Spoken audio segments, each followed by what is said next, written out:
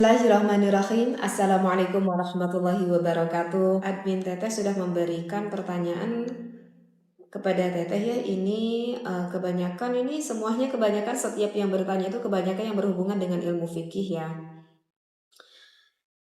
Oke, baik. Ini semuanya pertanyaan dari TikTok ini katanya ya. Baik. Bismillahirrahmanirrahim. Alhamdulillahirrabbilalamin. Wassalatu wassalamu ala asrafil anbiya'i wal mursalin wa ala alihi washabihi ajma'in, amma ba'd.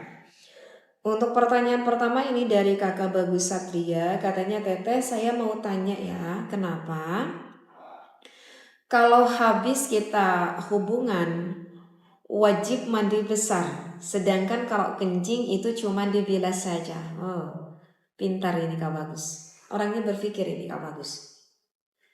Ya kalau dipikir-pikir ya coba kita pikir-pikir. Air mani itu kan suci ya.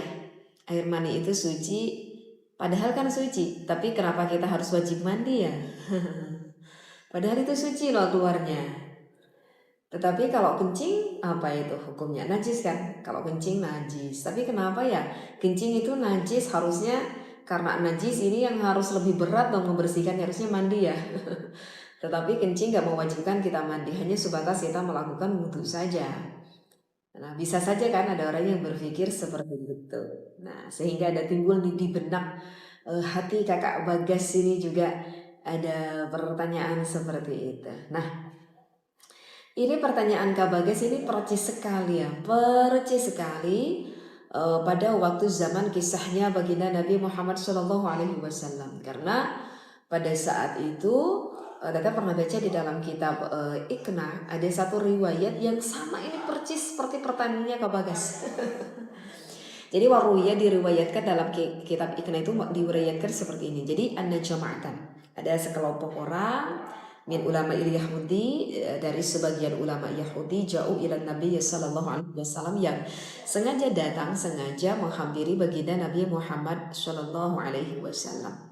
Nah, bertanya gitu ya, faqalu, bertanya nih kepada baginda Nabi Muhammad, ya Rasulullah gitu ya, akhbirna, coba ya Rasulullah kasih tahu dong pada saya gitu ya, kata ulama Yahudi tersebut. Limadza amarallahu ta'ala bil ghusli minal janabah, kenapa sih Allah itu mewajibkan kita itu harus melakukan mandi besar kalau misalkan kita sudah keluar air nutfah, atau misalkan kita sudah melakukan hubungan badan misalkan dengan istri kita gitu ya, pasangan suami istri tersebut.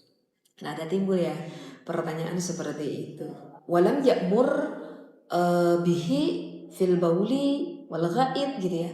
Tapi kenapa Allah itu nggak mewajibkan kita melakukan mandi besar ketika kita pipis misalkan, wal ghaid, atau misalkan ketika kita sudah BAB, kata ulama tersebut. Wahuma aqdharu minan nutfah. Kalau menurut saya sih itu air pipis ya, sama ghaid itu ya, BAB itu kalau menurut saya itu lebih jijik loh daripada air nutfah tersebut. Nah, ada pertanyaan seperti itu gitu kepada baginda Nabi Muhammad ya, maka Rasulullah sallallahu alaihi wasallam menjawab akan pertanyaan ulama Yahudi tersebut. Jadi begini katanya, kata Rasulullah, wahai ulama Yahudi, Nabi Adam alaihi salam itu dulu tuh makan dari kacang-kacang atau biji-bijian lah dari pohon. Maka dari apa yang dimakan oleh Nabi Adam alaihi salam itu berubah menjadi saripati lah ya, jadi nutrisi lah, kalau bahasanya kerennya nutrisi lah, jadi saripati yang mengalir ke kulit, ke rambut, ke pusar gitu ya, seperti itu. Nah, maka faida jama'al insan, maka ketika berkumpul ya maksudnya misal melakukan hubungan badan misalkan suami istri tersebut, maka nazal maniyu, maka keluarlah air mani ya kan, min asli kulli sya'rati, melalui dari pori-pori kulit kita ya. Dari mana ya? Dari dari sari makanan tersebut. Nah, dikarenakan itu faftaradallahu ta'ala alayya, sama juga ummati, maka mewajibkanlah Allah itu kepada kita dan juga kepada umatku untuk apa? Syukran, untuk bersyukuran kita itu kepada Allah. Nah gitu yang diterangkan Rasulullah. Jadi apa hikmahnya ketika pasangan suami istri melakukan hubungan biologis, kemudian mengeluarkan air nutfahnya? Itu hikmahnya adalah sebagai bentuk rasa syukur kita kepada Allah. Karena mengeluarkan adanya air nutfah itu dikarenakan ada sari patik makanan yang masuk ke dalam tubuh kita. Siapakah yang memberi sari makanan atau makanan yang setiap masuk ke dalam tubuh kita? Yang memberi rezeki itu siapa? Allah. Masya Allah, jauh sekali ini ya. Kalau kita tafakur ini jauh sekali. Dari keluar air nutfah itu secara sababiahnya tidak akan ada air nutfah kalau tidak ada suplemen atau makanan yang masuk ke dalam tubuh kita. Siapa yang memberi rezeki kepada kita? Hakikatnya itu adalah Allah. Jadi itulah mewajibkan kita melakukan mandi besar itu adalah sebagai salah satu tanda rasa syukur kita itu kepada Allah, seperti itu ya.